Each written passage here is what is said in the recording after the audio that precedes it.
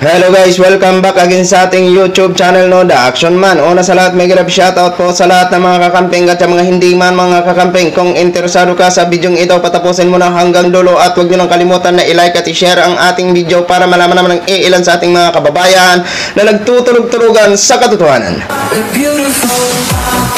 So muli naman nagbabalik ang nag-iisa nyong host na si The Action Man para magbigay ng komentaryo at reaction sa mga mainit ng issue ng bayan.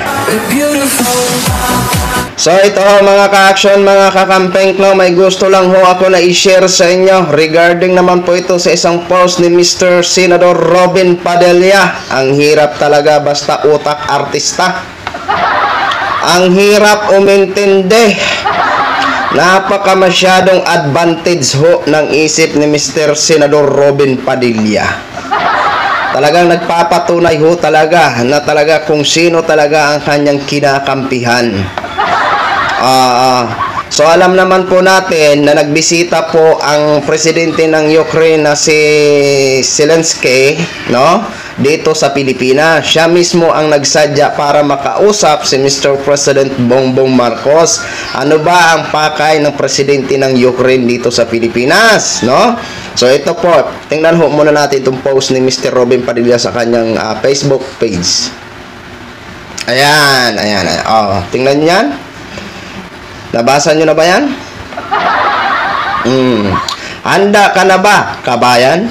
Question mark. Basta may question mark, tanong po yun, mga ka-action, mga kakamping.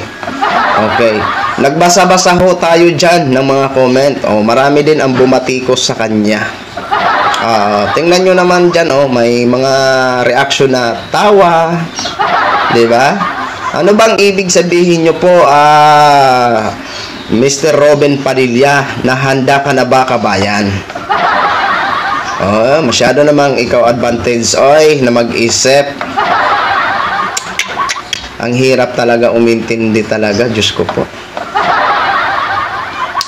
Ang pakay lang naman dyan ng presidente ng Ukraine, ang pinopromote ang kalayaan o kapayapaan. Okay? Ano bang pumasok sa isipan mo, Mr. Robin Padilla? Perket ba na may gera ngayon sa Ukraine at lumapit dito ang presidente ng Ukraine sa Pilipinas? Nag-ano na din ng gera ba sa West Philippine Sea?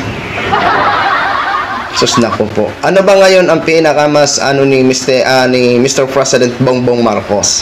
'Di ba ang West Philippine Sea? Tayo ba ay nagpo-provoke o nag-ano ba tayo ng gera dyan? Hindi ho, di ba? Pinipilit pa nga, dinadaan pa nga sa diplomatic protest. Di ba? Kung yung naging paliwanag o naging panindigan ni Mr. President doon sa dialogue niya sa Singapore na hindi siya magdalawang isip na gumante kapag may tensyon ulit na mangyari, wala ho tayong magagawa kung paninindigan po yun ni Mr. President Bongbong Marcos. At tama lang naman ang ginagawa ni Mr. President Bongbong Marcos sa West Philippine Sea. Di ba?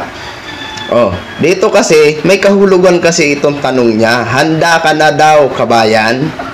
Handa ka na, kabayan? Ibig sabihin nito, masyado naman matayog ang isipan ni Mr. Senador. Ang iniisip naman nito, gera naman. Tayo naman ay nag-aano tayo ng gera. Diba? Ang hirap talaga pag laking artista ka, no? Diba? Ang bilis ng mindset. Okay lang sana kung mabilis ang mindset kung nasa tama. Pero yan, question mark, mga ka-action, no? O kayo daw kung isipin nyo. So, napaka-common na natin na iniisip kasi alam naman po natin ito si Mr. Robin Padilla is maka-Duterte o maka-China ho ito, di ba? Alam ho natin ang pinaka-common na pwede nating isipin dito kay Mr. Robin Padilla. Diyan sa caption na niya na handa ka na ba, kabayan? Di ba? Mga ka-action, hindi naman ho tayo naghahanap ng gera ang Pilipinas. Hindi naman naghahanap. Bagkos, pinapanatili ang pakikipagkaibigan ng Pilipinas at Ukraine. Hindi naman masama yun Di ba? Pinapanatili nila ang peace. Okay? Hindi naman sila nag-ano ang Ukraine na, tulungan mo ako doon sa Ukraine. Makipagbakbaka naman kayo doon. Wala namang ganon, bagkos pinopromote lang ng Ukraine ng presidente ang kapayapaan or katahimikan, di ba? Para ma-maintain. Ay sus, nako po, Mr. Robin Padilla, masyado naman maano yung utak mo. Di ba? Nakakatawa ka lang ho. Alam mo, Mr. Senador, kung wala ka lang namang magagawa sa buhay mo, pwede bang umano ka sa ibang issue, di ba? Kung hindi mo naiintindihan yung sinabi dyan ng presidente ng Ukraine, wala na ho kaming magagawa, di ba? Basta malinaw ho sa amin ang pinag-usapan nila. Okay? Hindi yung kung ano-ano yung nasa isipan mo, Mr. Robin Padilla. Napaka-advantage mo naman. Ang hirap mo naman paintindihin. Diba? Kayo yata itong atat na atat eh. Diba? Oh, kayo na lang mga ka-action, mga kakamping ang maghusga kung ano ba talaga ang nasa isipan niya. Pero para sa akin, gaya ng sabi ko, mukhang ang nasa isipan naman ni Mr. Robin Padilla, gera na naman. Diba? So, yun lang ho, mga ka-action, mga kakamping knog, share ko lang ho sa inyo. Maraming salamat po sa ating mga viewers, Luzon, Visayas, at Mindanao, all over the world. Ako po ang inyong lingkod, si The Action Man. Have a good day, everyone.